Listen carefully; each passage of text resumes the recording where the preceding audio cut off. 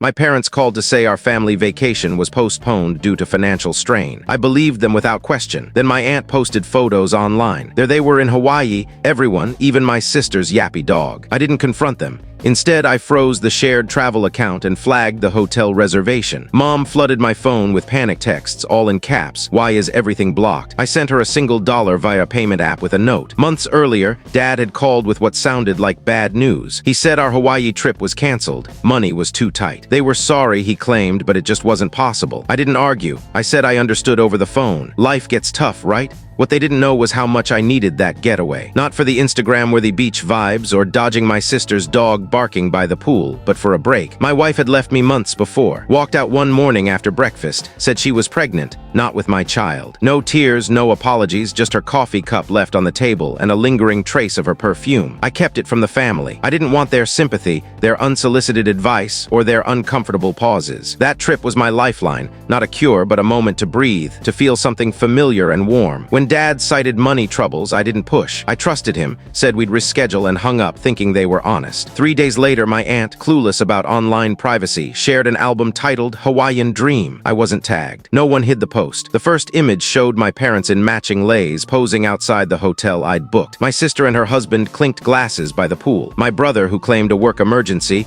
grinned on the beach like a travel model. Even my sister's dog, decked out in a tiny Hawaiian shirt and sunglasses, was there. I sat in my apartment, surrounded by my ex's untouched clothes and her shampoo in the bathroom, staring at my phone in disbelief. I refreshed the album, hoping it was a mistake, an old trip, but no, today's date. No mention of me, not even a fake wish you were here. Then I checked the shared travel fund I'd set up. I'd found the hotel deal, pooled reward points, upgraded their rooms, and linked my card for emergencies. Classic me, helpful, reliable. The app showed charges, room service, spa treatments, a lavish dinner for 6, a private boat tour. My money was bankrolling their tropical escape while I sat here, piecing together their betrayal. I didn't snap. I locked the travel fund. Every linked card was disabled. Then I flagged the hotel booking, not canceled, just marked for review, citing potential unauthorized charges, enough to cause a stir. At 2:37 a.m., my phone buzzed. Then again. First a call from Mom, which I ignored, then a barrage of texts. What's happening? Why is everything blocked? Luca's answer. And finally, in all caps, why is everything blocked? What's going on? I didn't respond. I sent her $1 through a payment app with a message. Looks like a great vacation. Don't forget who planned it. Then I silenced my phone, turned off the lights, and lay in bed. I wasn't smug or satisfied, just done being the fool. By morning, my phone was chaos. 13 missed calls, mostly Mom, some from my sister. One from an unknown number, likely the hotel. Texts ranged from confusion to fake tears to accusations. Everything's declined. Did you do something? This is embarrassing. Then Mom's all-caps plea. Why would you do this to US? I left them unread. I knew they'd spin a story to relatives before I could explain. Sure enough, my cousin Ellie texted. She never liked our family trips, called them performative. She sent a screenshot of a family chat I wasn't in. Mom claimed I'd lost it since my breakup, probably needed therapy, and sabotaged their trip out of spite for being excluded. Unhinged, she called me. I stared at that word, as if I hadn't kept it together when my life fell apart. As if I hadn't offered to chip in when Dad mentioned money issues. As if I hadn't stayed quiet when my wife left, pregnant with another man's kid. Unhinged. That word ignited something beyond anger, disgust. They didn't just lie. They planned it, cut me out, enjoyed the trip I funded, and then painted me as the villain. Freezing the fund wasn't enough. I flagged every account tied to my rewards program for fraud. Airline miles, gone. Car rental, blocked. Room upgrades I'd paid for, reversed. Anything with my name, locked. I knew it'd leave them stranded, but I was done caring. That night, I sent one last message. A screenshot of their chat calling me unhinged, captioned, "Keep talking." Then I blocked Mom's number. When they returned, silence. No apologies, no explanations,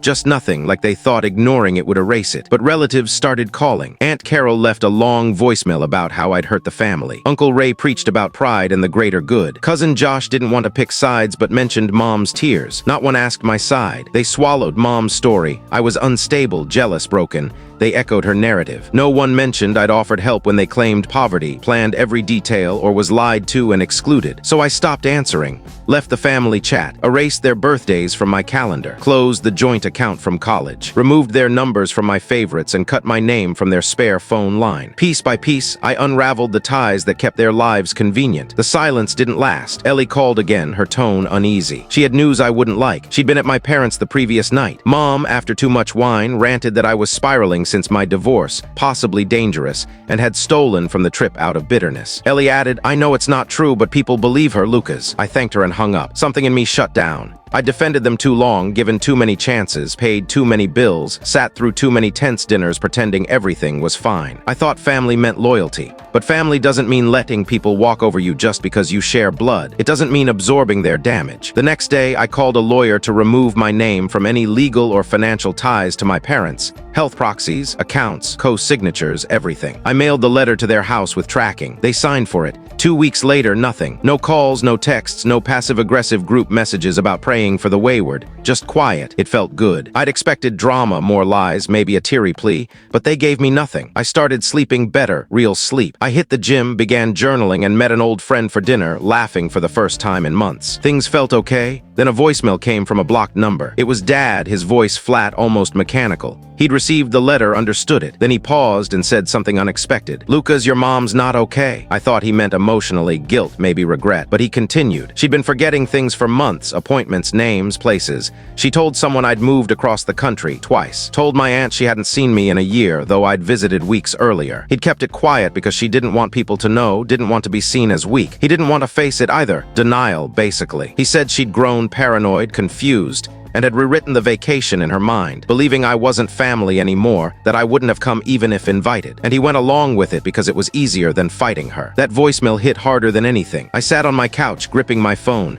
If true, this wasn't just betrayal, it was a quiet collapse no one dared name. I remembered odd moments. Mom calling me by my cousin's name, asking about my dog, gone for years. But even if something was wrong, why the lies? Why smear me? Why make me the scapegoat for their shame? I didn't call back. That day, Ellie texted, unaware of the voicemail. Did you reactivate the old emergency card? Your dad's using it again. I checked. The card, long thought expired, was active. Charges: $317 at a pharmacy, $142 at a medical supply store, $600 to Neuro Care Solutions. They were using it for her tests, meds, treatment, all hidden on an account they thought I'd overlook. Maybe they kept it active for emergencies. Maybe they meant to tell me. Or maybe they hoped I'd never notice. I stared at the charges, feeling not anger but emptiness. They lied about the trip to my face to everyone, and now leaned on me, using an account they thought I'd forgotten for care they never mentioned. I didn't sleep that night. I paced, watching city lights, wondering when I stopped being a son and became a resented safety net. The next morning, I called the bank, closed the card, no explanation.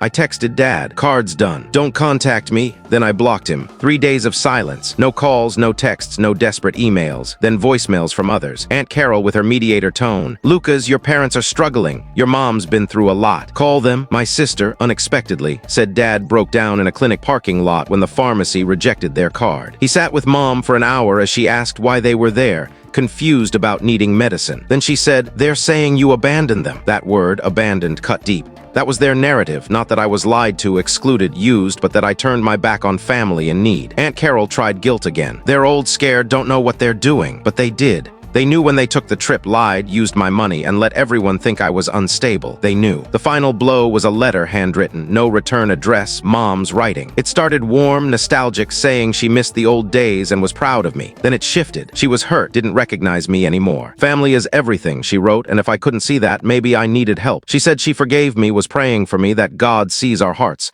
I read that twice. She forgave me. No mention of their actions, just a rewrite casting me as the problem. It was a calculated pull, using guilt to reel me back. I folded the letter, stored it in a drawer, not to cherish, but to remember how even kindness can mask manipulation. I sat with that for hours. I'd always shown up, fixed things, paid bills, endured thankless dinners. I never asked for much, just honesty, respect. Even that was too much. The next morning, I called the lawyer, had him remove my name from every document tying me to them. Emergency contacts, medical forms, power of attorney. He asked, you sure? I was. If you always give, they don't learn when they take, they expect it. I was done. 6 months since the letter, the last call, the final card, they haven't reached out. Maybe they get it, or they're tired of spinning stories. Gossip spreads, some think I'm a heartless son, others stay out of it. I don't blame them. I used to avoid drama too, but I'm done playing that part. The calm is surprising. Holidays are odd. I skipped Thanksgiving, didn't send Christmas cards. No one visited. I didn't owe explanations. Ellie checks in, understands. She said my sister's claiming I cut them off over a vacation, that I burned family ties over a missed week. Let them think it. I don't defend myself anymore. Last week, an envelope arrived, no return address. Inside, a resort photo. Mom, Dad, sister, brother-in-law, that dog smiling by the ocean. On the back, in Mom's writing, we still love you. I burned it. Lit a match, watched it curl, tossed it in the sink.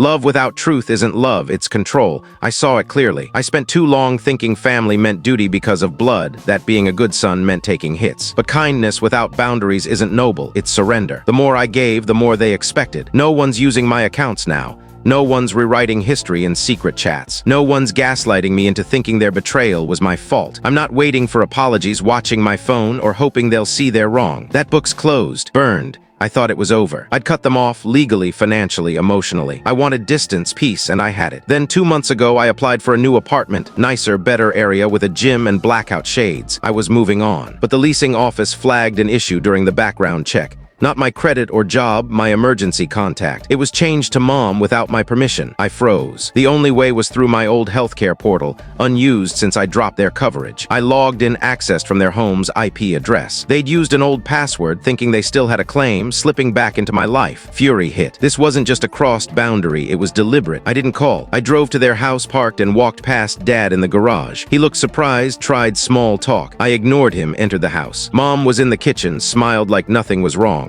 I placed the printed email on the counter, silent. She glanced at it, then me, and said, "We just thought." I cut her off. "You thought wrong. You don't get to sneak back. Not legally, not online, not emotionally. You're done." Dad tried to mediate, mumbling about concern. I asked, "Would you be okay if I made myself your medical proxy without asking?" Silence. I looked around the house I grew up in, helped pay for during their struggles, and said, "Next time I won't bring papers, I'll bring cops." That hit. I left without waiting for a response. In the car, I changed every password, wiped every login they might have, and called the leasing office to correct the record. They were shocked but fixed it. Then I did what I should have done years ago. Changed my last name to my middle name, something distinct, not theirs. The final tie severed. They had their chances, used them to manipulate, take, lie, and twist the truth. When I walked away, they tried slipping back through a crack. Now it's sealed. I'm not looking back.